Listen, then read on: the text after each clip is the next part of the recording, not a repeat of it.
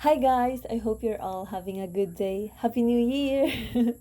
Welcome back sa ating mga subscribers. If you're into propagating plants and gardening, please subscribe to this channel para ma-update kayo sa tuwing may bagong content.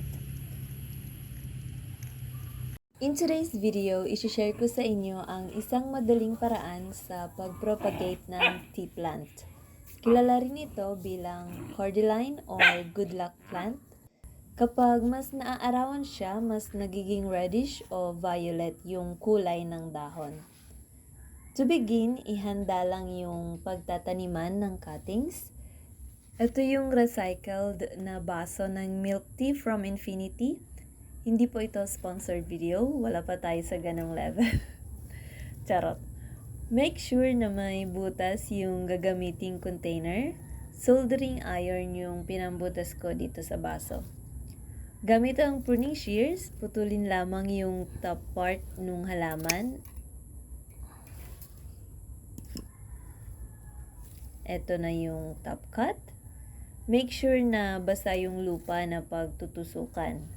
Umulan kanina kaya nadiliga na yung soil mix. Itusok lang yung cuttings sa lupa and then diligan from time to time hanggang sa maging stable na yung ugat. Ito naman yung sample na na-propagate ko nung nakaraan gamit ang baso ng McDo.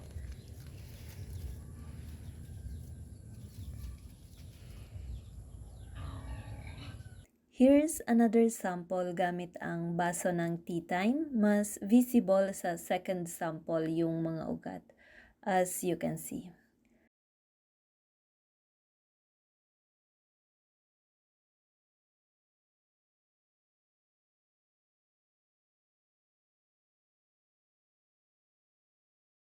Ito naman, lumabas na yung ugat sa baso. Pag ganito na sila kalalaki, pwede nyo nang ilipat sa mas malaking container or kung may bakanteng space kayo sa bakuran, pwede namang direkta na sa lupa para mas lumaki yung halaman.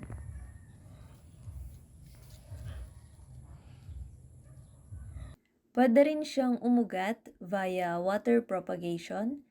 Imbes na sa lupa, sa tubig nyo papaugatin. Make sure lang na palitan nyo yung tubig from time to time para di bahayan ng lamok. Mahilig din pala ang mga snail sa dahon ng tea plant. Kapag maliwanag na, nagtatago sila sa puno ng mismong halaman. Ito naman yung nakunan ko ng cuttings last time. As you can see, may mga suwe na siya. Ganyan lang po kadali mag-propagate ng tea plant. Please like kung nagustuhan niyo yung video or subscribe para ma-update kayo tuwing may bagong content. Thank you for watching!